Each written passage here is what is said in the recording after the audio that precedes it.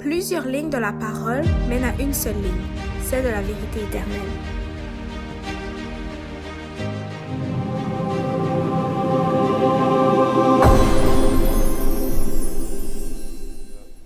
Bonjour à tous et à chacun. Donc, bienvenue à ceux et celles qui sont parmi nous. Donc, aujourd'hui, on va parler, comme Aravna a pu le dire, le théâtre jésuite contrôle-t-il les médias? Donc, c'est un sujet que je prépare depuis maintenant plusieurs semaines. Donc, qui m'a pris un certain temps pour faire des recherches, pour trouver des résultats, pour trouver quelque chose de concluant sur le sujet. Puisqu'aujourd'hui, on pourrait dire que les gens remettent beaucoup en question les médias. Quand on parle des médias, souvent on pense juste à les chaînes de télévision. On pense juste aux chaînes de nouvelles comme TVA, Radio-Canada. Pour ceux qui sont aux États-Unis, on pense à peut-être CBC ou d'autres chaînes, News, Fox News, etc. Donc, on pense à ces chaînes-là. Mais quand on parle de médias, on parle de divers médias. Okay? On parle de la télévision, on parle du cinéma, on parle des réseaux sociaux, on parle des réseaux de streaming, que ce soit Netflix, que ce soit YouTube, que ce soit Dailymotion, même si c'est plus vraiment disponible, Vimeo, etc. Vous comprenez. Donc, on parle d'un large éventail de sujets, un large éventail de médias aussi. Dans ces médias, donc, on trouve plusieurs choses. On trouve des choses qui se retrouvent aussi dans la parole et qui sont contre ce que la parole nous demande, dans le bien et le mal. Et c'est ça, en fait. Dieu nous montre, dans sa parole, qu'il y a le bien et qu'il y a le mal. Et il nous montre que la guerre auquel nous faisons face n'est pas une guerre charnelle, mais c'est une guerre spirituelle, une guerre de l'esprit. C'est une guerre qui est mentale. Notre pensée, ce qu'il faut savoir, c'est ça qui dicte notre cœur, et notre cœur dicte nos actions. Donc, qu'est-ce qu'on comprend bien, c'est que tout ce qu'on rentre dans notre tête, donc que ce soit, comme on a pu voir les médias, peu importe le média, peu importe ce que c'est, tout ce qu'on entre dans notre tête va aller à notre cœur, et notre cœur va aller à nos actions. Et quand on dit nos actions, ça va révéler aussi sur notre extérieur, sur notre habillement, sur tout ce qu'on fait envers le monde, comme des êtres sociaux. L'Église catholique romaine utilise sa puissance pour faire la guerre contre l'âme des élus. Quand la Bible nous dit qu'il pourra tenter jusqu'au point les élus, c'est que justement, par tous les moyens, il voudra tenter les élus. Pas seulement par une force physique. On vient de parler intellect ici. Il voudra essayer de tenter les justes de Dieu.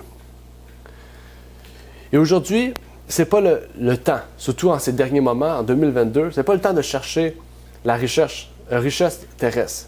Ce n'est pas le temps de rechercher une richesse qui ne sera pas transportée au ciel.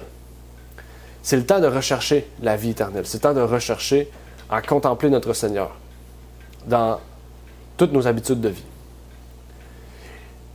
Et ce temps-là, ce n'est pas un temps auquel on peut partager la foi. Dans le sens, vous comprenez, notre foi ne peut pas faire sauver une autre personne. Mis à part ceux et celles qui ont des enfants, qui pourraient mourir jeunes. Et là, c'est tout un autre sujet. Mais quand on parle de personnes consentantes qui sont déjà baptisées ou qui ne sont peut-être pas baptisées, mais qui peuvent prendre conscience de ce que je vais dire aujourd'hui ou de ce que la parole dit, en fait, on entre tout de suite dans un choix individuel. On a un choix individuel de nous armer de ce que Dieu veut nous donner. Dans Éphésiens 6, les armes de l'esprit, ou de nous armer de ce que Satan veut nous donner, qui ne sont pas des armes en fait. Ben, on peut dire que ce sont des armes charnelles, des armes sensuelles, etc. Dieu nous demande aujourd'hui de porter un étendard. De porter un étendard, c'est-à-dire de représenter ce que nous portons. Quelqu'un qui s'habille comme les Français, mais qui porte le drapeau des États-Unis, ne va pas représenter son pays.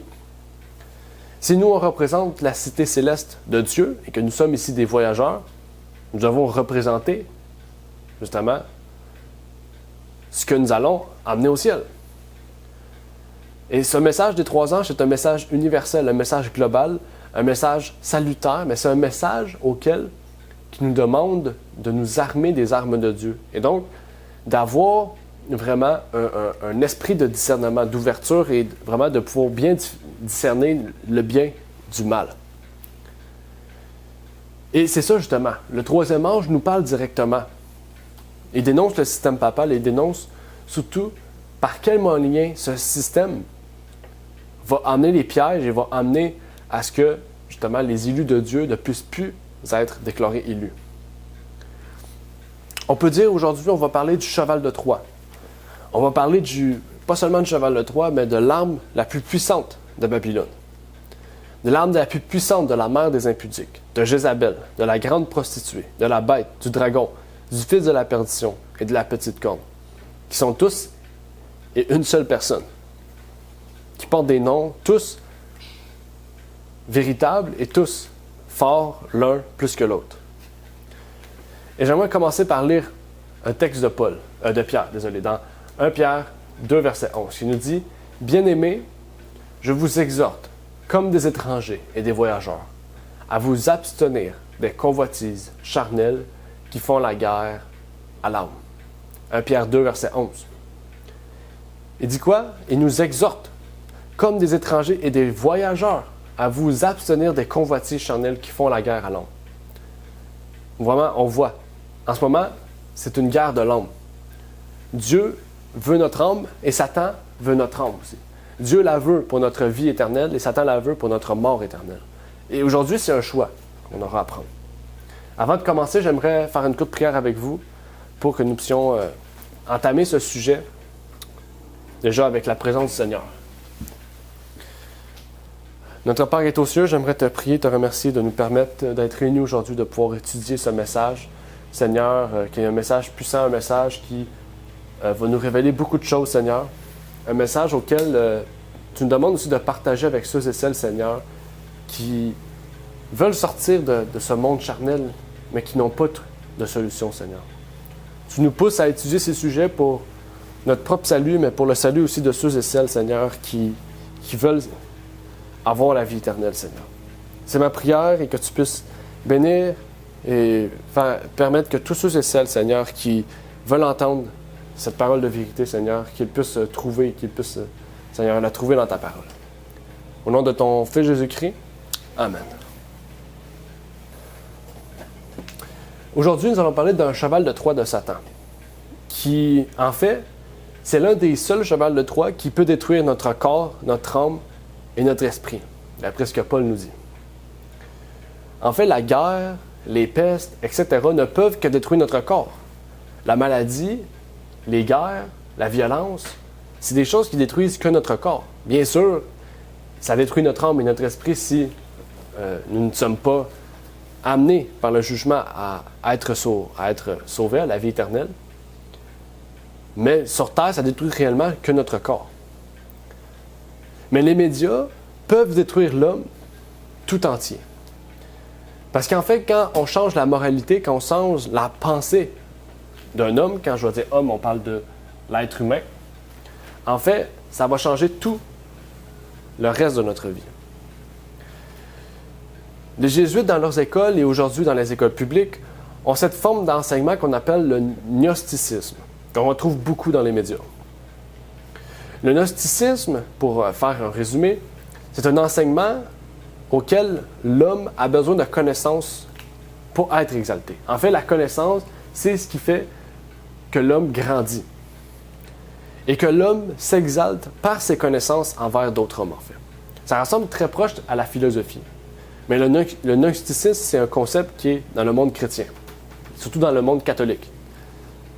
Enfin, on peut dire que le gnosticisme, c'est un apprentissage égoïste et égocentrique, en fait, tout le contraire du véritable protestantisme, du véritable fait biblique, qui trouve sa source d'enseignement dans la Bible et sa source de justice dans la Bible. Le gnosticisme, en fait, c'est que plus qu'on a de connaissances, plus, en fait, on peut se regarder comme source de solution. Puis, en fait, on partage nos connaissances avec les autres. Tandis que nous, la différence, c'est qu'en tant que chrétiens, on se tourne vers la Bible pour trouver notre connaissance et on amène les hommes à ne pas nous contempler, mais à contempler la Bible, qui est la source de connaissance, de justice, de salut, de tout.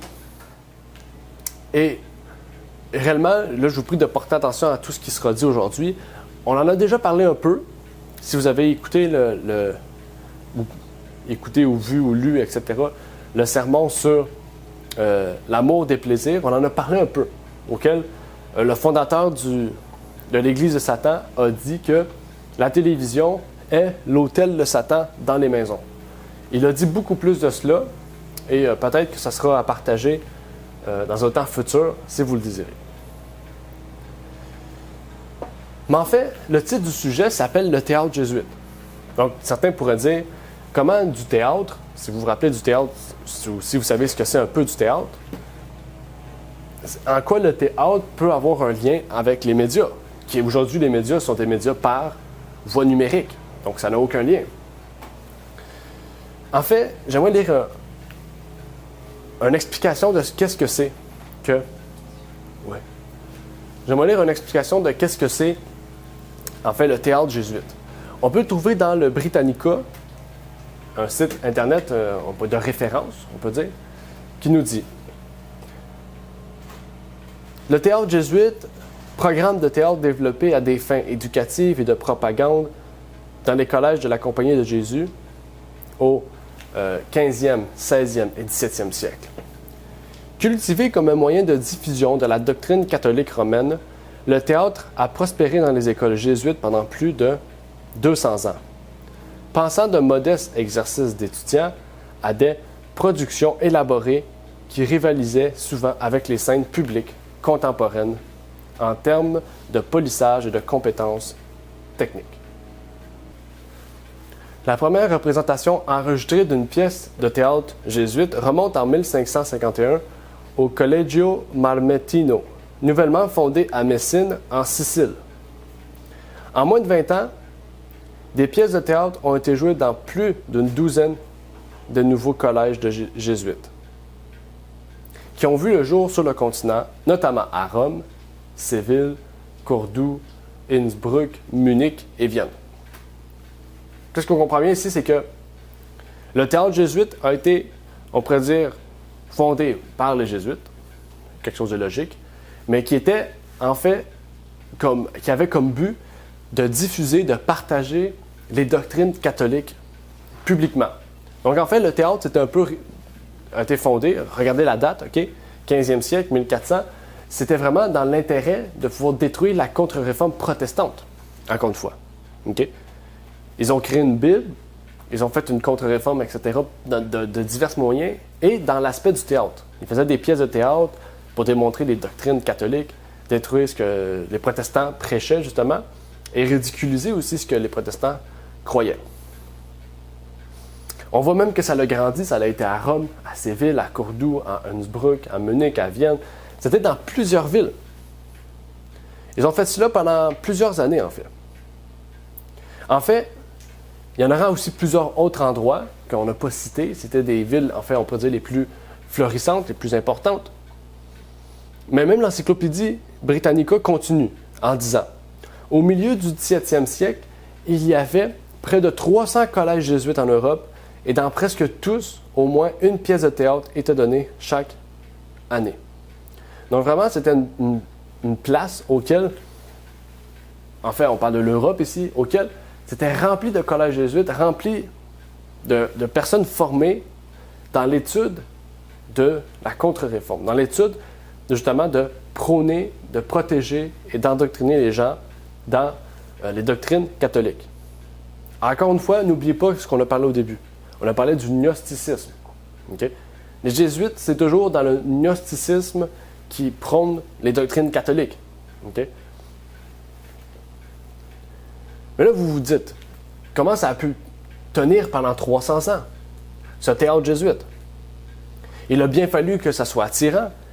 Il a bien fallu de montrer une certaine contre-réforme du protestantisme dans leur présentation.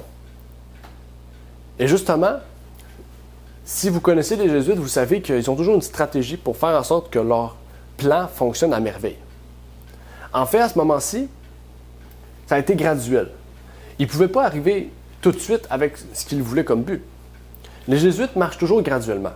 Regardez l'évolution du cinéma, vous allez voir que c'est toujours graduel. Au début, c'était très invisible pour aller de plus en plus grand, de plus en plus large.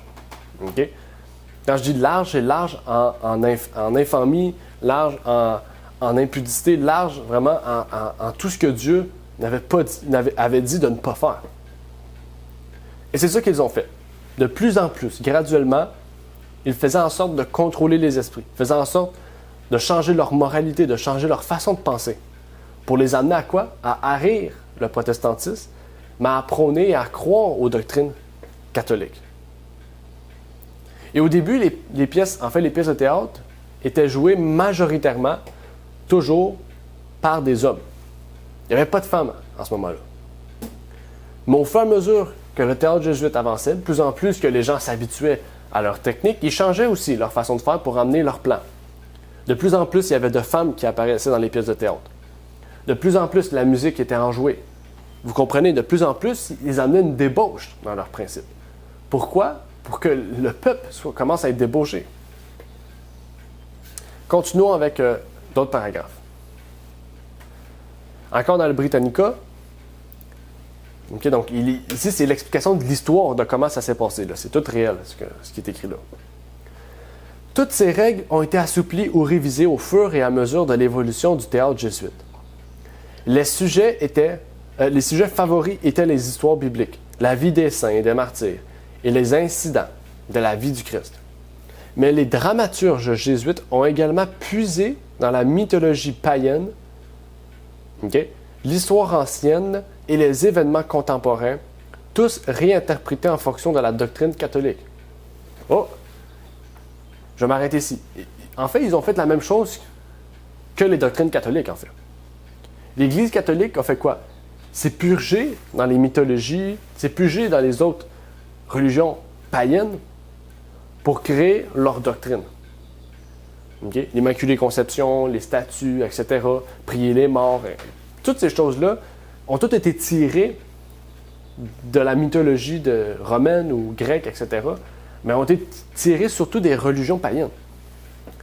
Et il nous dit qu'ils faisaient la même chose quand ils arrivaient pour faire du théâtre. Ils réinterprétaient les scènes païennes pour les rendre bibliquement correctes, ou plutôt, je devrais dire, catholiquement correctes. Continuons. Les pièces des jésuites sont de plus en plus élaborées et leur mise en scène suit le rythme des dernières évolutions techniques du théâtre européen. C'est le mot important. Le rythme des dernières évolutions techniques du théâtre. La musique était un élément important de la plupart des pièces, allant de simples chansons à des œuvres qui nécessitaient un grand orchestre et un chœur. Les productions musicales élaborées de l'Autriche et de l'Allemagne du Sud reflétaient l'influence de l'opéra italien ainsi que la longue tradition de la musique dans l'Église. Les collèges de France incluaient même le ballet dans leurs représentations. Okay? Donc vraiment, la musique était le cœur du théâtre. Okay? Et en France, on voit ils ont commencé à intégrer la danse aussi, le ballet, différents types de danse. Okay? Donc il y a encore plus en plus de femmes. L'extravagance et le luxe de nombreuses productions jésuites ont été fortement critiqués. Nombre de ces productions étaient extrêmement coûteuses. Et l'on accusait les étudiants de certains collèges de ne faire guère plus que préparer et jouer des pièces. Les représentations théâtrales furent interdites ou limitées dans de nombreuses régions et elles cessèrent complètement en 1773 lorsque la Compagnie de Jésus fut temporairement supprimée. En fait, ici, ce qui est intéressant à se poser, c'est combien pensez-vous que ça coûtait aux Jésuites de faire une production de théâtre? En fait, ça coûtait 0$ pour les Jésuites. Parce que les Jésuites, c'était quoi? Un organisme. Ils se déclaraient organisme. Ils vivaient des dons. Donc, c'est normal quand c'est rendu que les grands collèges, les gouvernements, les riches envoient de l'argent aux Jésuites et qu'eux prennent tout leur argent pour produire des pièces de production qui coûtent une fortune, qu'à un moment donné, les gouvernements se disent « ben là, on ne va pas flouber ou dépenser tout notre argent que dans le théâtre. » Et plus en plus que le temps avançait, plus en plus que leurs pièces coûtaient cher. Les Jésuites ont toujours fait de même. Les Jésuites ont toujours pris l'argent des autres pour financer leurs projets. Est-ce que vous pensez que réellement, parce que ça dit qu'ils ont complètement cessé à cause qu'ils ont été temporairement supprimés, pensez-vous réellement qu'ils ont été supprimés ou plutôt réduits en silence? Je pense plutôt que le moment auquel la compagnie de Jésus a été arrêtée, ça a été un moment auquel ils ont pu se préparer à une contre-réforme mise à jour, une contre-réforme 2.0 encore plus puissante. Et je pense que réellement on en voit aujourd'hui le résultat de cette contre-réforme 2.0. Continuons dans un autre site qui va nous expliquer davantage ce qu'on dit jusqu'à maintenant. Depuis près de 500 ans, le théâtre joue un rôle essentiel dans les programmes des écoles jésuites. Aujourd'hui, à Dallas, le Jesuit Theater s'appuie sur cette tradition en offrant un large éventail de possibilités aux étudiants. Encore aujourd'hui, le théâtre prend place dans les écoles. Mais là encore, on pourrait se dire, quel est le lien avec le sujet du jour, les médias, et le théâtre? Parce que pour l'instant, on ne le voit pas. Pour l'instant, c'est juste d'essayer de comprendre comment marchait le théâtre jésuite. Comment, là, on l'a vu. Comment il a été fondé, qu'est-ce qui a amené à arriver à aujourd'hui. On commence à voir vraiment la base du théâtre jésuite avant d'aller plus loin. Mais on comprend qu'aujourd'hui, c'est encore une très grande importance. Ça dit ici que cette tradition en offrant un large éventail de possibilités aux étudiants. C'est un rôle essentiel dans les programmes. On voit, si vous vous rappelez de comment c'était avant, c'était un endoctrinement.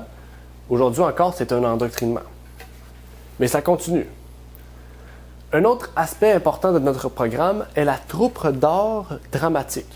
Ce groupe de seniors se produit chaque semaine dans les collèges locaux dans le cadre du programme de service communautaire des Jésuites. La troupe d'art dramatique écrit et dirige ses propres spectacles visant à éduquer les enfants sur des sujets tels que la manière de réussir au lycée et de traiter les autres avec respect et dignité. Le théâtre jésuite éduque les enfants. Les jésuites soutiennent ces activités avec un large éventail de programmes scolaires, y compris les arts du théâtre, le jeu de scène, la scénographie et la mise en scène pour le théâtre. Notre programme de théâtre est robuste, sans prétention et ouvert à tous les étudiants. Nous vous encourageons à venir faire partie du Jesuit Theater. Ça a été pris directement sur le site, okay, de Jesuit Theater. Okay? Ça a été pris directement sur leur programme pour encourager les personnes aux États-Unis de participer à ce programme. Vous voyez, vous apprenez quoi? Vous apprenez les arts du théâtre, le jeu de scène, la scénographie, la mise en scène pour le théâtre. Okay? Et tous ces programmes-là vous amènent au but de quoi? D'entrer par la suite dans la vie médiatique. Si vous regardez les acteurs, etc., même les producteurs, ces différentes personnes-là, souvent c'est des personnes qui ont étudié en théâtre ou qui on voit scénographie, mise en scène pour le théâtre, c'est du monde qui ont étudié dans ces collèges-là. Et certains vont même dire que ça se passe que dans les collèges jésuites. Donc, quel intérêt d'en parler? C'est pas quelque chose de public, c'est quelque chose de privé. Okay? Oui, c'est privé parce que c'est dans les cégeps, ou les collèges qui sont seulement jésuites. Okay? Donc, c'est pas un collège public qui est laïque, comme on pourrait le dire. Mais est-ce que c'est réellement le cas? C'est ça qu'il faut se poser comme question. Est-ce que c'est réellement le cas ou c'est quelque chose qui est externe aussi, pas seulement interne? Dans le livre de F. Tupper Saucy, The Ruler of Evil, un livre que je vous encourage à lire qui raconte l'histoire, on pourrait dire les États-Unis, de comment les catholiques et les jésuites, etc., ont entré dans la vie, on pourrait dire politique, sociale, etc., des États-Unis. Il nous dit, les éléments des études rationnelles, le ratio studiorum, okay, de production dramatique, composition, rhétorique et éloquence, étaient intégrés à la ratio studiorum. Ces cours s'articulaient avec les exercices spirituels pour intensifier l'expérimentation de la doctrine catholique sur l'Écriture et le protestantisme. Ils ont donné naissance à un genre de pièces spectaculaires qui se sont distinguées par leur nom de théâtre jésuite. C'est quoi qui est écrit? Ces cours s'articulaient avec les exercices spirituels pour intensifier l'expérimentation de la doctrine catholique. Le théâtre jésuite, ce n'était pas du simple théâtre. C'était un théâtre, comment? Exceptionnel, spectaculaire. Un théâtre qui se distingue de tout. Pourquoi? Parce qu'il est associé aux exercices spirituels. Là, on pourrait se dire, c'est quoi les exercices spirituels? OK?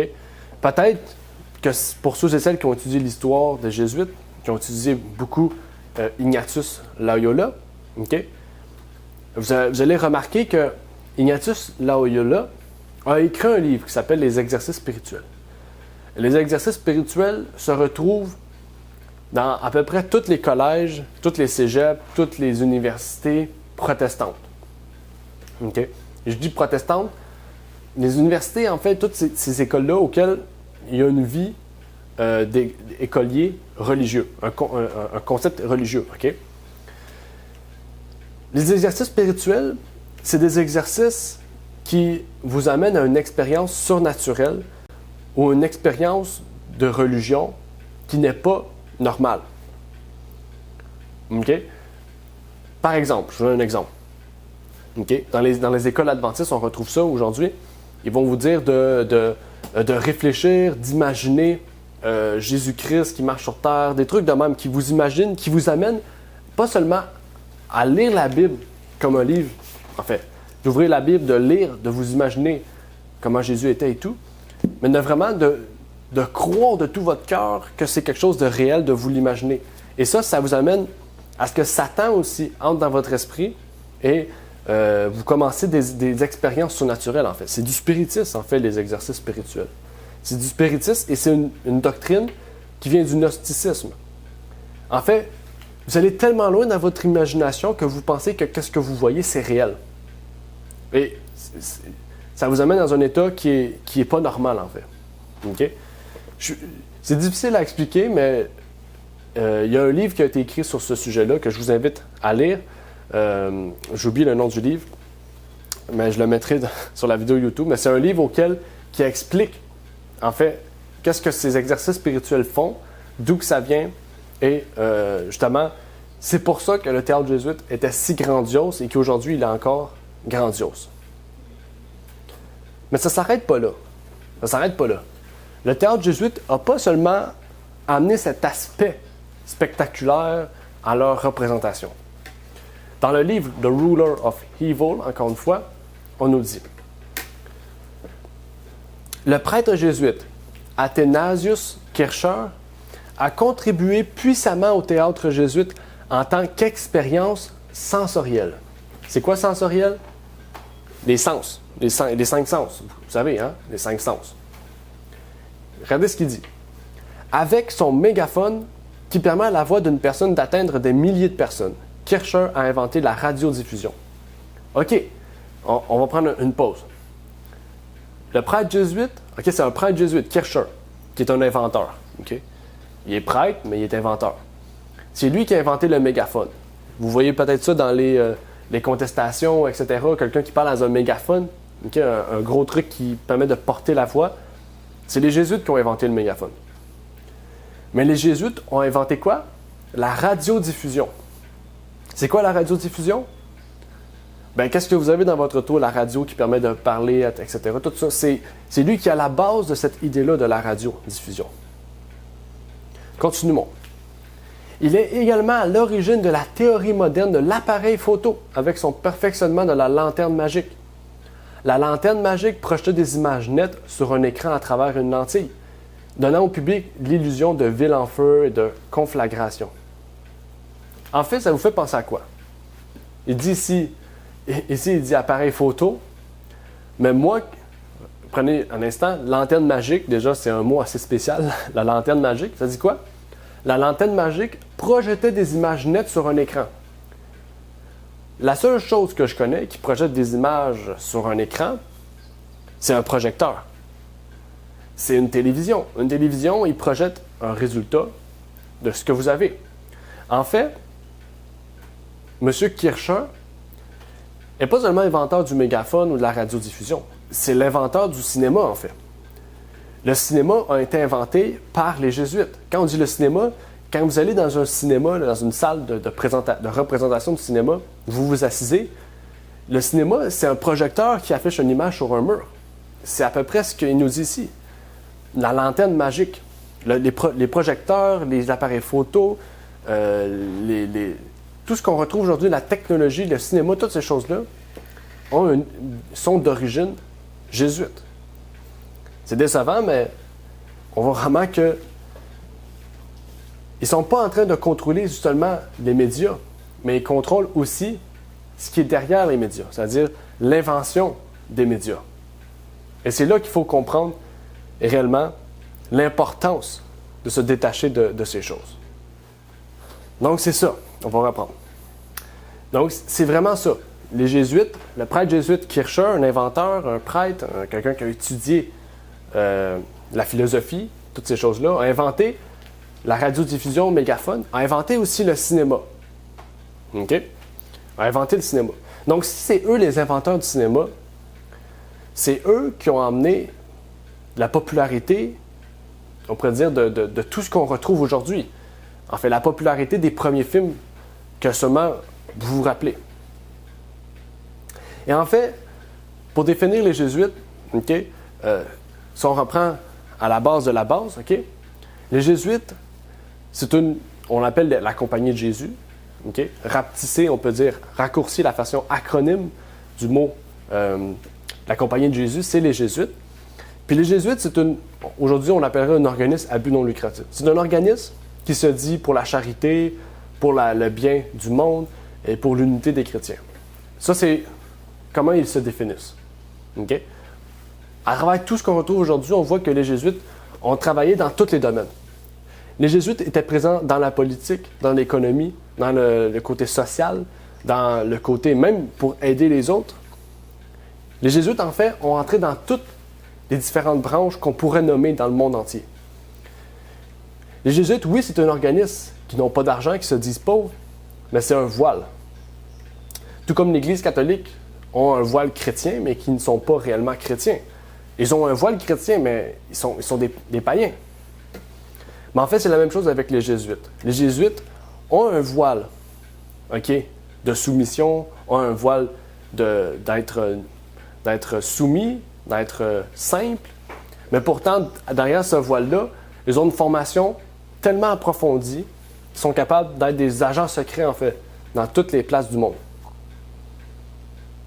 Et pour revenir aussi à ce qu'on avait vu, quel type de film qui est devenu très populaire au début du cinéma? Quel type de film? On pourrait dire quelle série de films, de type de film qui a marqué les temps, l'imaginaire de toutes les personnes qui ont peut-être 50 ans ou 60 ans, qui sont nées dans un temps auquel moi-même je n'ai pas connu. Quel type de film? Si vous connaissez le film des cowboys qu'on appelle, OK? Si vous vous rappelez, les cowboys, il y a toujours quelqu'un de bien, quelqu'un de mal, auquel on se tire dessus pour survivre, en fait. Mais en fait, ce type de film-là a fait rêver beaucoup de personnes. A capté l'imaginaire de beaucoup de personnes aux États-Unis et dans le monde entier, dans les années 50, 60, etc. Mais dans le livre « Ruler of Evil », on peut y lire. Le premier sujet du cinéma américain à avoir capté l'imagination populaire, le cowboy, est aussi une contribution jésuite.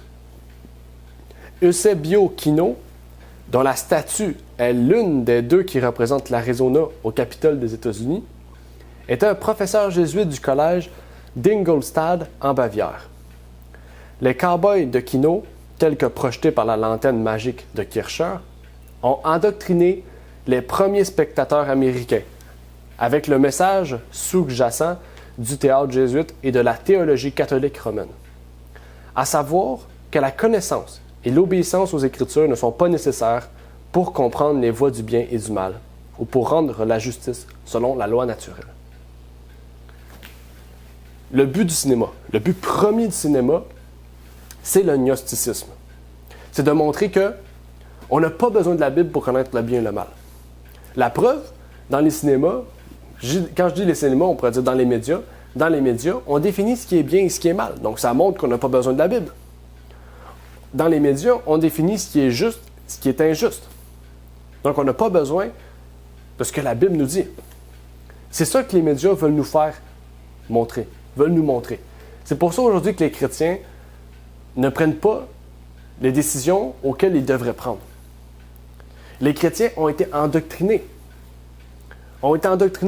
Même au sein du peuple de Dieu, on a un risque d'être endoctrinés. Parce que les médias nous entourent partout. Dans nos cellulaires, dans nos iPads, dans les ordinateurs, dans les télévisions, partout. Et c'est là qu'il faut faire attention, et pas seulement attention. Il faut porter une double attention. Et surtout, avoir l'Esprit du Seigneur pour bien discerner ce qui est bien de ce qui est mal. Parce que là maintenant, sachant que le cinéma est d'origine jésuite, on doit se dire que même dans la plus petite chose banale, il peut y avoir quelque chose, un message subliminal. Un message que Satan veut nous faire changer dans notre moralité, dans notre cœur et dans nos actions par la suite. En fait, ça revient. Ce que les jésuites veulent faire, c'est le même message que Satan au départ. Satan, qu'est-ce qu'il avait dit au départ? Si vous mangez ce fruit, vous allez connaître le bien et le mal. Et en fait, c'est ça. Dieu ne veut pas que vous le connaissiez. En fait, c'est ça qu'il nous dit. C'est ça que Satan a dit. Il a dit, vous pouvez vous-même connaître le bien et le mal. Dieu, il n'y a pas de confiance. Et surtout, ce qui est encore plus intéressant, puisqu'on parle de Bavière dans la citation, c'est que Bavière, c'est le nom d'origine. En fait, la ville d'origine des Illuminati. On les appelle ça les Illuminati de Bavière. Plutôt les Illuminés de Bavière. Mais aussi, il faut savoir que Kino, un jésuite, a une statue au Capitole aux États-Unis. Kino est une expression qui veut dire « je vais au cinéma ». Kino, aujourd'hui, c'est un nom propre. C'est plus un nom commun. C'est un nom propre qui veut signifier « je vais au cinéma ». Donc, c'est comme si aujourd'hui, je dirais « bon, est-ce qu'on va au kino ?» Donc, ça veut dire « est-ce qu'on va au cinéma ?» C'est une expression qui est, qui est très connue chez les Allemands. En fait, les Allemands utilisent beaucoup cette expression-là. Mais ce qui est encore plus fascinant, c'est que tout cela se concrétise quand on voit que tous les films, il y a toujours le bien et le mal. Et il y a toujours une origine d'une moralité. Une moralité qui n'est pas divine. Donc, c'est une moralité qui est perverse, qui est pervertie, en fait. Qui est pervertie à un tel point que, qu'on choisisse le bien ou le mal, on va se retrouver toujours dans un camp qui est mauvais face à Dieu. Même que depuis ces films, jusqu'à aujourd'hui, la plupart des acteurs, des chanteurs, etc., sont toutes des personnes qui prennent part à la franc-maçonnerie, qui sont dans un degré qu'on appelle le 33e degré, qui est en fait le 33e degré, le dernier degré auquel on peut être dans la franc-maçonnerie. Vous faites des recherches. La plupart des acteurs, des auteurs, des chanteurs, etc. sont tous des francs-maçons 33e degré qui ont un lien direct avec Satan. Mais les jésuites sont plus intelligents que ça encore. Pour se voiler, pour pas qu'ils puissent apparaître comme étant les coupables, ils disent que c'est les Juifs qui dirigent le cinéma. Ils disent que c'est eux qui dirigent tout le cinéma au complet. En fait, le peu de personnes qui sont juifs et qui sûrement sont dans le cinéma sont des personnes qui sont sous la tutelle des catholiques romains. Il ne faut pas oublier, les jésuites peuvent se dire juifs. Ils ont le droit. Ils peuvent tout faire pour promouvoir la doctrine catholique. Et quand je dis tout faire, ça peut aller jusqu'au meurtre, l'assassinat. Mais quelle autre preuve avons-nous pour que justement les jésuites ont été poussés à maximiser pas leur recherche, mais leur but, leur intérêt vers les médias? J'aimerais lire un texte ici, encore une fois, dans le livre « Le Ruler of Evil » qui nous dit Après la Seconde Guerre mondiale, en septembre 1957, le pape Jean XXIII a donné au théâtre jésuite des horizons encore plus larges avec son encyclique Miranda Prosus, Regardez en avant, en disant « Les hommes doivent être amenés à une communion plus étroite les uns avec les autres. Ils doivent redevenir socialement responsables. Les arts techniques, le cinéma, la radiodiffusion sonore et la télévision, peuvent atteindre ce but bien plus facilement que la presse écrite. L'Église catholique désire ardemment que ces moyens soient convertis en vue de la diffusion et du progrès de tout ce qui peut être vraiment appelé le bien. Embrassant comme elle le fait l'ensemble de la société humaine dans l'orbite de sa mission divine, elle est directement concernée par la promotion de la civilisation parmi tous les peuples. Qu'est-ce qu'il veut? Il dit que plus besoin des journaux. Là. Il dit ça. On a, je pense, une date. 1957. En 1957, le pape a écrit un encyclique. Ça veut dire qu'il parle à tous les catholiques du monde, jésuites, franciscains, toutes les branches. Là. Il dit, il faut arrêter les journaux. On peut toucher aux journaux. Mais on arrête les journaux, on va passer par les médias, la radio, le cinéma, etc. Pourquoi? Pour promouvoir tout ce qui est bien à leurs yeux. Les médias permettent de toucher tout le monde entier, rapidement. Qu'est-ce qu'ils veulent? Ils veulent que toute l'humanité aille la même pensée, la même moralité. C'est pour ça aujourd'hui que tout le monde entier, on dirait qu'ils pensent tous pareil. C'est justement à cause des médias. Tout le monde pense pareil ou tout le monde peut penser différemment, mais tout le monde doit se respecter et s'unir dans cela. Mais le pape, il continue. Après, le prochain pape, en 1964, le pape Paul VI a amplifié le Prorsus Miranda par le décret Inter Mirifica, au milieu des merveilles. Qu'est-ce qu'il a dit cette fois-ci, le pape? Affirmant que l'Église a le droit d'utiliser et de posséder la presse, le cinéma, la radio, la télévision et d'autres moyens de même nature. Hey, dites-vous 30 secondes. Le pape dit l'Église a le droit d'utiliser et de posséder. C'est pas juste d'utiliser. L'Église a le droit de posséder tous les médias. Et dans ces médias-là, c'est la même personne qui, en 1994, un peu plus tôt peut-être, que le satanique Anton LaVey, qui a fondé l'Église de Satan, a dit que la télévision, dans le fond, que les médias sont quoi? L'autel de Satan dans les maisons. Regardez, le fondateur de l'Église de Satan, okay, qui a légalisé un peu le satanisme aux États-Unis, a dit que les médias sont l'autel de Satan dans les demeures. Et maintenant, l'Église dit qu'elle a le droit d'utiliser et de posséder la presse. Et dans les mêmes années, là, ça a été écrit. Moi, je trouverais ça bizarre que les soi-disant, les personnes contraires, ceux qui représentent Jésus, soi-disant Jésus, et ceux qui représentent soi-disant Satan, disent quelque chose de similaire. Moi, ça fait peur, en fait. Dire que l'Église la plus puissante du monde et que l'autre personne la plus puissante du monde, OK? Donc, ceux qui représentent Jésus et ceux qui représentent Satan disent la même chose. Il dit l'Église possède, utilise les médias, puis que l'autre dit que les médias, c'est Satan lui-même dans nos demeures. Donc, ça veut dire vraiment que qu'est-ce qu'on a dans nos demeures est promu par quelqu'un qui se dit être de Christ, mais qui est Satan. Ça fait penser au loup ravissant, ça, au loup qui est déguisé en brebis. L'Église, on se dit, bon, c'est l'Église, c'est quelque chose de bien, mais c'est un loup ravissant. Et là, je dirais même pas que c'est un loup, en fait. C'est un dragon qui est caché sous une brebis. Quelque chose de gros qu'on voit, c'est visible, mais pourtant, on regarde que la petite chose. C'est-à-dire, on regarde que la brebis et on dit, voilà, le dragon est gentil maintenant. L'Église a le droit de tout contrôler, de tout posséder. Et là, on pourrait se dire, pourquoi ils vont à ce point-là? L'Église pourrait juste dire, on a le droit d'utiliser. Comme nous, on a le droit d'utiliser la presse et le YouTube, etc. pour partager ce que l'on croit. Mais eux, ils veulent posséder. Pour quel but qu'ils veulent posséder? Paul a cité une responsabilité particulière pour le bon usage des moyens de communication sociale qui incombe aux journalistes, écrivains, acteurs, concepteurs, producteurs, exposants, distributeurs, opérateurs, vendeurs, critiques, tous ceux, en un mot, qui sont impliqués dans la réalisation ou la transmission des communications de quelque manière que ce soit. Ils ont le pouvoir d'orienter l'humanité dans une bonne ou une mauvaise voie par les informations qu'ils transmettent et les pressions qu'ils exercent.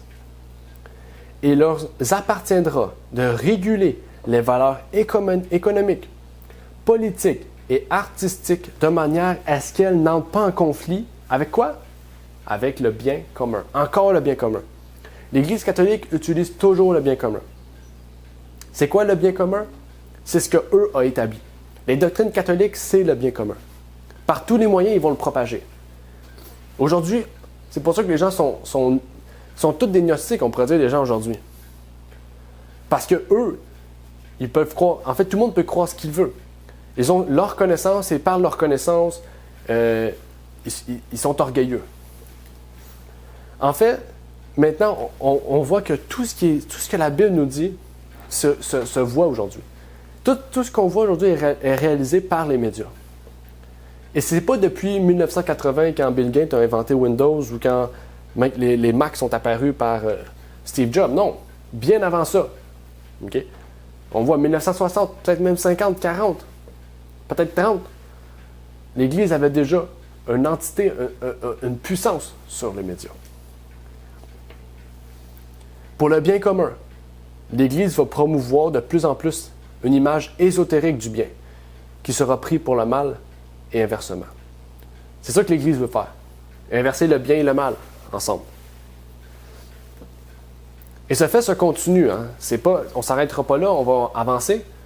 On va lire d'autres passages qui nous disent « Encouragés par ce décret papal, les communicateurs sociaux ont, depuis 1965, poussé à la limite les garanties constitutionnelles de la liberté d'expression, en décrivant et en représentant le mal moral avec des détails de plus en plus frappants, répugnants et provoquants, mais souvent attrayants, de sorte que le divertissement est devenu de la vie de beaucoup une véritable mode d'emploi technologique du mal moral.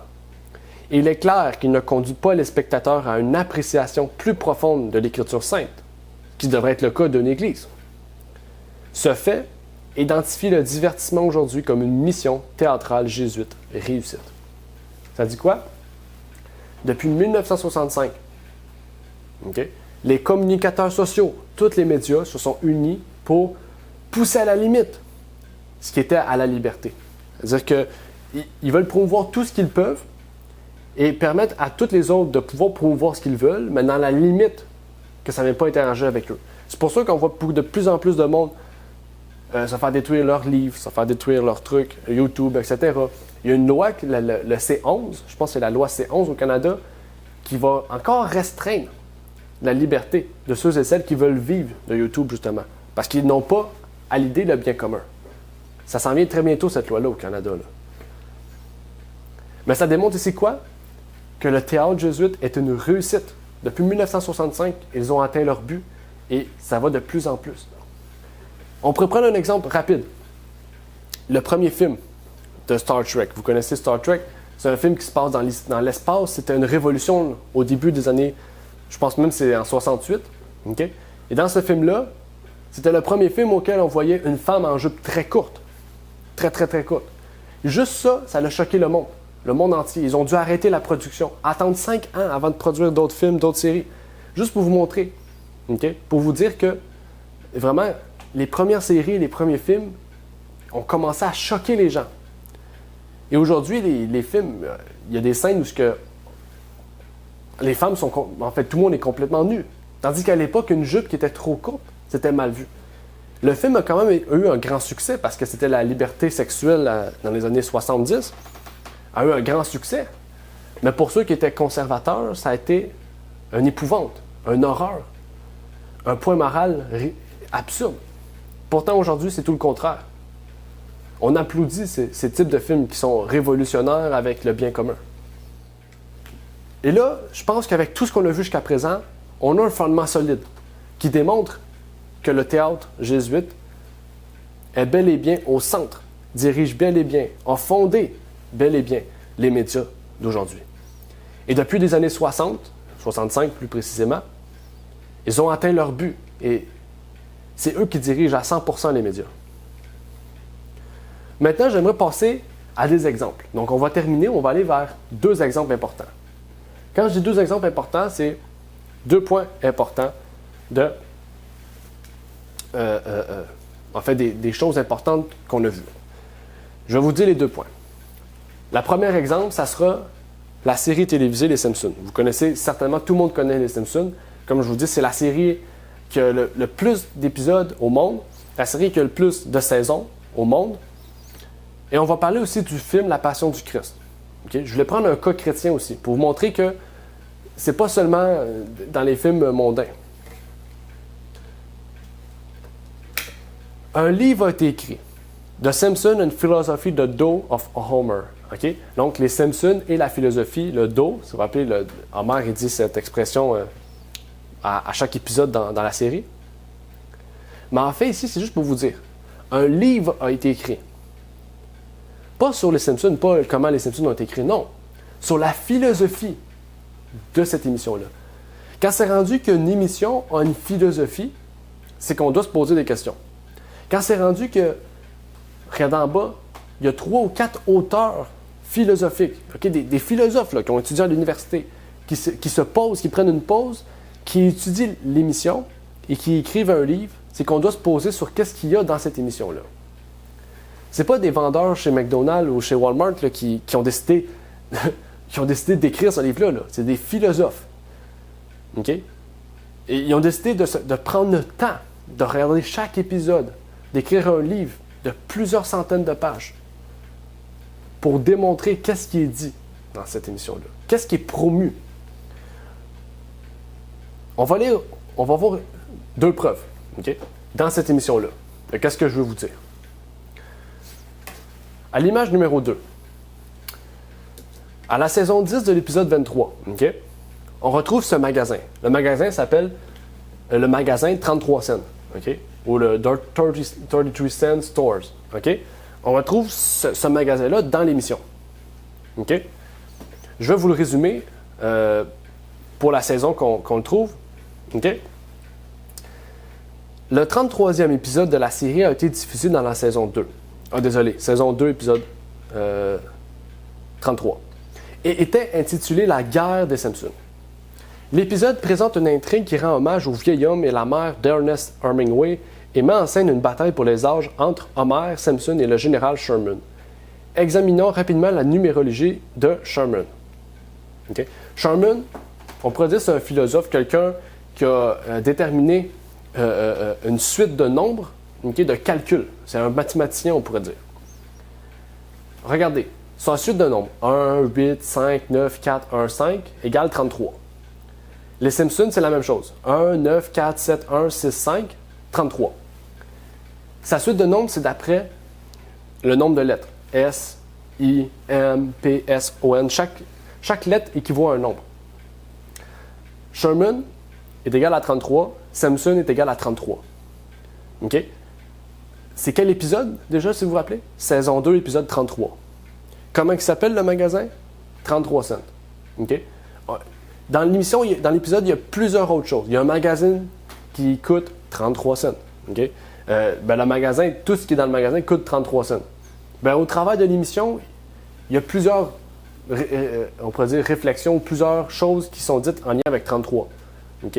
Je ne voulais pas tout les citer, je n'avais pas écouté l'épisode pour vous dire tout ce qui est écrit. Là, je vous partage ce qui a été dit publiquement, les faits. Mais en fait, ça s'appelle la guerre des Simpsons. Les Simpsons ici font la guerre à qui? À Sherman et ses calculs, aux mathématiciens en fait. Il y a un épisode dédié pour faire guerre à cette personne-là. Ce qui est le plus intéressant, c'est que dans la Bible, on parle de nombres. 1, 2, 3, 4, 5, 6, 7, 8. Les nombres ont une signification. Le 7, perfection, 6, imperfection. On parle du 12, qui est la réunion, rétablissement, l'ordre. On parle du 4, du 1, du 2, du 40 aussi qui est beaucoup répété, du 120. Et ce qui est encore plus puissant, c'est que dans la Kabbale juive, donc pour ceux qui connaissent le mouvement Kabbale, qui ont produit une secte juive, qui est un mouvement ésotérique juif, les nombres, c'est le centre de leur étude.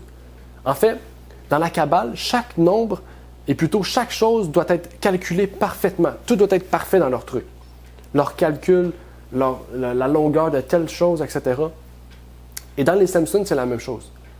Chaque épisode est bien calculé, chaque épisode est parfaitement aligné pour amener un but précis, et ils ont toujours raison.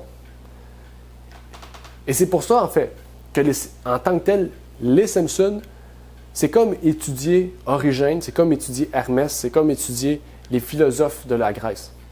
L'émission des Simpsons, c'est une philosophie tout entière, et c'est pour ça que les personnes, en fait, qui écoutent ça, en fait, sans même le voir, sans même s'en rendre compte, il y a un message subliminal qui est très puissant, parce que tout est parfaitement aligné. Donc, les producteurs qui produisent ça, c'est pas des personnes qui ont une 6e année. Okay? C'est des personnes qui ont des niveaux universitaires très hauts. Et même pour aller plus loin, pendant une saison, si je ne me trompe pas, il y avait ce message-là. I will not plant subliminal messagodes. Je ne mettrai pas de message subliminal. C'est Bart qui dit ça, là. Je ne mettrai pas de message subliminal. Et il a réécrit plusieurs fois, il le répète, il le répète, il le répète. Il y a deux choses plus puissantes. Un, pourquoi c'est écrit messagodes? Pourquoi c'est écrit en latin? Tout est écrit en anglais, mais il y a un mot en latin. Deuxième point, pourquoi c'est écrit en vert? Pourquoi il y a certaines lettres écrites en vert? De un, quand on répète plusieurs fois à Will Not Plant, quand on répète plusieurs fois un message, c'est pour qu'il soit bien intégré dans notre tête. Deuxième point, quand on dit le contraire de quelque chose qu'on veut faire, souvent c'est parce qu'on veut montrer quelque chose qu'on veut faire. Okay? Donc c'est un mensonge en fait. Souvent ils disent, quand on veut promouvoir quelque chose, c'est ça qu'on fait. On dit qu'on ne va pas faire quelque chose, mais qu'on le fait sans le faire. Okay? Donc les lettres vertes, ça vous donne Al Gore. Mais vous allez dire, c'est qui Al Gore? Parce qu'il y a AL et il y a Gore. C'est qui Al Gore? Al Gore, c'est le vice-président du gouvernement américain sous George Bush. Al Gore, c'est lui qui a légalisé et qui a amené à une grande échelle les médias et sa théologie d'endoctrinement via les médias. Al Gore, en fait, c'est lui qui a un peu amené, c'est ça, à grande échelle, Hollywood, les médias, que ce soit l'ordinateur, MSN, etc. Tous les médias qu'on connaît tels qu'aujourd'hui, c'est grâce à Al Gore. Al Gore avait une théologie d'endoctrinement. En fait, il voulait populariser ces choses-là. Pourquoi? Pour permettre aux États-Unis d'endoctriner les gens. Et comme vous le savez, ça a été publié et rendu légal en 2000. Ça n'a pas pris de temps, quelques années après, quelques mois après, Al-Qaïda était considéré comme quoi? Des terroristes. Pourquoi? Parce que toutes les chaînes de nouvelles à la télévision en parlaient. Et ça a été rendu populaire grâce à Al Gore. Et qu'est-ce que Bart fait? Eh bien, 1 an avant que qu'est-ce que Al Gore a dit et rendu public, a été dit et affirmé dans la série Simpson. Donc là, on se pose une question. Est-ce que c'est une prophétie? Est-ce que les Simpsons, c'est une série prophétique? Je ne sais pas. Je ne peux pas vous en dire. Mais c'est exactement. C'est une série jésuite. Les jésuites savent ce qu'ils font. Okay? Ils savent qu'ils vont arriver à leur but. Okay? Peu importe le moyen. Donc, ils peuvent dire un message là parce qu'ils savent que Al Gore va mettre ce qu'il va faire, même si ça aurait pris 3, 4, 5 ans. Les gens auraient tout de suite fait le lien avec les Simpsons. Parce que les Simpsons, c'est une série, on peut dire culte. Et pourtant, si on savait tout ce qui se cachait derrière cette série, on irait vraiment prier pour demander pardon. Mais je vous invite à faire des recherches personnelles. Parce que ce que je peux vous montrer aujourd'hui, c'est qu'une partie de qu'est-ce qu'il est réellement caché derrière cette série. Il y aurait bien sûr plusieurs autres exemples dans le cinéma, dans tout ce qu'il y aura à dire, mais c'est un peu difficile avec le temps de pouvoir démontrer et affirmer tout ce qu'il y aura à dire. Mais ce qui est intéressant, c'est que, il ne faut pas oublier, chez les chrétiens, il y a des conservateurs. Les libéraux sont prêts à pouvoir parler de Dieu dans les Simpsons, dans diverses autres émissions, parce que même dans les Simpsons, il y a Dieu, il y a Jésus, il y a des Juifs, etc. Mais les Jésuites ont dit, bon, on va aller toucher le monde conservateur, on va faire des films sur la Bible. Et là, ils ont sorti La Passion du Christ. Notre cher ami Mel Gibson, en fait, qui n'est pas notre ami, a écrit et produit le film La Passion du Christ. Donc, on se dit, bon, Mel Gibson, c'est un catholique, il a produit La Passion du Christ, c'est un chrétien, donc c'est bon. Eh bien, on va aller un peu plus loin. Parce qu'est-ce qu'on connaît réellement Mel Gibson? C'est qui ce monsieur-là? Okay? On sait qu'il a produit divers films historiques, ni plus ni moins. Un acteur qui on dit très réputé. Mais qu'est-ce qu'il a fait de plus? Et ça, c'est une photo de graduation. Parce que Mel Gibson a reçu son doctorat à l'université jésuite, au Loyola Marymount de Los Angeles en 2003. Okay? En 2004, il produisait La Passion du Christ, ou 2006, je ne me trompe pas. Puis en 2003, il avait reçu son étude. Puis l'autre monsieur sur la photo, c'est qui? C'est le jésuite William J. Fulco. Donc là, on change de point de vue. C'est plus un chrétien là, qui a écrit La Passion du Christ.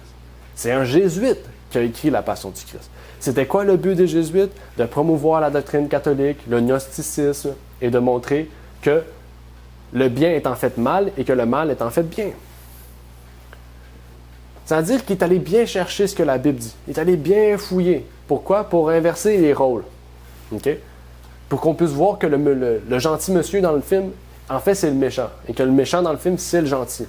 Mais que nous, on aime le méchant dans le fond, au lieu du gentil. C'est ça qu'il veut nous emmener à penser. Zacharie 11, 12 à 17. Prenez le temps de le lire parce que, déjà, on peut se dire pourquoi sortir un texte biblique. Vous allez voir. On va lire. Et je leur dis, si vous le trouvez, donnez-moi mon salaire, sinon, ne le donnez pas. Et ils pesèrent pour mon salaire 30 pièces d'argent. Et l'Éternel me dit, jette-le au potier, ce prix magnifique auquel j'ai été estimé par eux. Et je pris les 30 pièces d'argent et les jetai dans la maison de l'Éternel pour le potier. Puis je brisai ma seconde houlette, les liens pour rompre la fraternité entre Juda et Israël. Puis l'Éternel me dit, prends encore l'équipement d'un berger insensé. Car voici, je vais susciter dans le pays un berger qui ne visitera pas celles qui périssent, qui ne cherchera pas celles qui s'égarent, qui ne guérira pas les blessés, et ne nourrira pas celles qui est saine, mais il mangera la chair des plus grasses, et il rompra leurs ongles. Malheur au pasteur du néant, qui abandonne le troupeau, que l'épée tombe sur son bras et sur son œil droit, que son bras se dessèche et que son œil droit s'éteigne entièrement. Est-ce que vous voyez un peu où est-ce que je veux vous emmener? Pas encore? Pas du tout? OK. Déjà, on va prendre ce que ce verset veut nous dire. On parle d'un bon et d'un mauvais berger. On parle d'une prophétie. Du verset 12 à 14, nous parlons du bon berger, mais à la fin du chapitre, on parle du mauvais berger. J'aimerais surtout me concentrer sur la partie soulignée, le verset 17, 16, en fait, et 17. On dit quoi? On dit que son bras se dessèche et que son œil droit s'éteigne pour ne plus rien voir. Quand on dit que son bras se dessèche, c'est que son bras il sera pas utilisable en fait. Il va arriver quelque chose dans son bras. Maintenant, on va revenir sur le film, parce que j'ai parlé du film. Il y a un intérêt à ce que j'en parle. Qu'est-ce que le film nous dit? Je vous montre une photo. C'est quel œil qui a été fermé à tout jamais? C'est l'œil droit. La prophétie dit quoi? Le mauvais berger va perdre son œil droit, va perdre la vue à son œil droit. Ici, l'œil droit est fermé. Mais là, vous allez dire, OK, mais il reste le bras. Et ça ne marche pas ton affaire. OK. On va aller voir ce que Mel Gibson a dit lui-même. Le bras de Jésus est disloqué pour que sa main puisse atteindre le trou de clou. Tandis que dans la Bible, son bras n'est jamais disloqué, en fait. On voit les bras sont toujours pliés. C'est son bras, le bras de Jésus, un bras, il est disloqué Il est sèche, il n'est plus utilisable, il est disloqué. Et ses bras devraient donc être complètement étendus et droits à tout moment. Cependant, sur presque toutes les photos de lui sur la croix, son corps s'affaisse vers l'avant et ses bras sont pliés à un angle de presque 90 degrés. Donc, quand on écoute ce film-là, qu'on voit Jésus, qu'on se dit « Ah, il fait pitié, c'est pas... » En fait, on voit le Jésus qu'on voit dans le film, c'est le mauvais berger. Mel Gibson voulait montrer que le bon berger, c'est Satan. Il voulait montrer que le bon berger, c'est Satan. Si vous vous rappelez, dans la partie du film, il y a une partie du film auquel il se fait battre, on voit Satan avec un bébé dans les mains. Il montre ici que Satan, c'est Marie et que le bébé, c'est Jésus. Le bon bébé, c'est Satan lui-même avec son fils, entre guillemets. Qu'est-ce que je vous ai dit? Les Jésuites prennent le bien, le met en mal. Ils prennent le mal, le met en bien. Mais c'est pas fini. Mel Gibson ne s'est pas arrêté là. Il est allé encore plus loin. Il a dit, je vais mettre encore plus loin ce que moi je veux prôner, ma doctrine catholique. Parce que c'est ça, en tant que jésuite, tu dois prôner la doctrine catholique et le gnosticisme. Il a dit en 2004, Mel Gibson a déclaré à Christianity Today, « J'ai été étonné de la façon dont le public évangélique a réagi à ce film. Plus que tout autre groupe chrétien. Ce qui rend cela si étonnant, dit-il, c'est que le film est tellement marial. » C'est quoi marial? Rendre gloire à Marie. Donc, en plus, qu'on voit le Jésus, comment qu'il est, qu'on voit que ce Jésus est le faux berger, que Satan, c'est le bon dans le film, il dit que le film est centralisé non pas sur Jésus en tant que tel, mais sur Marie. C'est-à-dire que les protestants qui écoutent ça, ils se font juste endoctriner encore plus. Même, vous pourrez aller fouiller sur Internet, mais les catholiques ont étudié ce film-là pour démontrer à quel point Marie était bien jouée dans ce film-là. C'est la première fois que Marie était au centre de l'attention. Et les catholiques ont fait des vidéos, des études sur ce film-là, pour montrer à quel point Marie était très bien représentée. Pour eux, oui, c'est la mère de Dieu, c'est tout. En fait, on aurait dû écrire non pas la passion du Christ, mais la passion de Marie. Parce que c'est pas Jésus-Christ qui est mis dans ce film-là, c'est Marie. Il y a même un autre élément que j'aimerais vous parler. Si vous vous rappelez, quand les trois... dans la Bible, vous connaissez qu'il y a eu trois personnes, deux personnes à côté de Jésus, le bon et le mauvais voleur. Mais dans le film, le bon voleur a un pendentif catholique à son cou. Le pendentif catholique, c'est le pendentif que les catholiques mettent quand ils rendent gloire à Marie. J'oublie le nom exact, mais en fait, est-ce que réellement, dans la Bible, on parle d'un pendentif qu'on met autour du cou quand on veut vénérer Marie? Non. Mais dans le film, ça passe inaperçu. Pourtant, la personne l'a bien autour de son cou. Juste lui, là, juste le bon, pas le mauvais, le bon. Le bon voleur, on peut dire, lui qui a donné sa vie à Jésus-Christ. Mais il y a d'autres éléments, plusieurs autres éléments.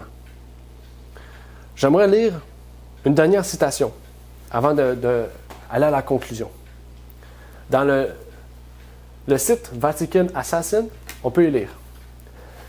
La liste des acteurs employés par ces criminels papaux est de plus impressionnante. Hollywood n'est que le théâtre des Jésuites, rien de plus. Les Juifs impliqués sont des Juifs de la cour papale, adorant leur dieu Mammon, le pape étant le maître humain de Satan de tout Mammon. Car la compagnie militaire de Jésus, la garde prétorienne du César papal, a amassé tout l'or du monde dans ses banques centrales et a émis toutes les monnaies fiduciaires. Donc, j'ai rien de plus à dire à ce propos. Okay? À moins que vous voulez une suite, on peut dire. Mais maintenant, on peut répondre à la question. Est-ce que les Jésuites contrôlent les médias? J'aimerais terminer par un texte pour que vraiment on puisse se centrer sur tous ceux et celles qui voient ces choses et que la Bible nous dit, dans Ésaïe 5, 20. « Malheur à ceux qui appellent le mal bien et le bien mal, qui font des ténèbres la lumière et de la lumière les ténèbres, qui font l'amer doux et le doux amer. » Le problème, c'est que c'est ça.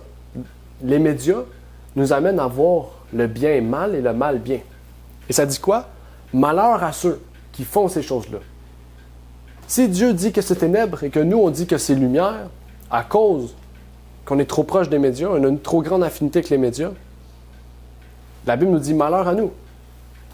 Donc on doit vraiment se remédier sur ça, on doit vraiment se poser des questions sur ce qu'on en fait des médias. Le monde médiatique montre toujours un aperçu du bien, qui est en réalité mal. Et ça, c'est mon avertissement pour aujourd'hui. Que Dieu puisse nous permettre de bien discerner, de voir le mal, mal et le bien, bien, de voir la lumière comme la lumière et de voir les ténèbres comme les ténèbres. Et la seule place où on peut voir le bien, bien et le mal, mal, c'est dans la Bible. On ne peut pas aller le trouver à aucun autre endroit que dans la Bible. Bien sûr, dans les livres de ceux qui ont été tirés de la Bible, la Servante du Seigneur, les Pionniers, etc., plusieurs autres livres. Mais vraiment, quand Dieu nous dit que Satan fera tout pour détruire les élus, il va faire tout. Okay? Il va aller dans tout, dans tous les aspects que vous pourrez imaginer.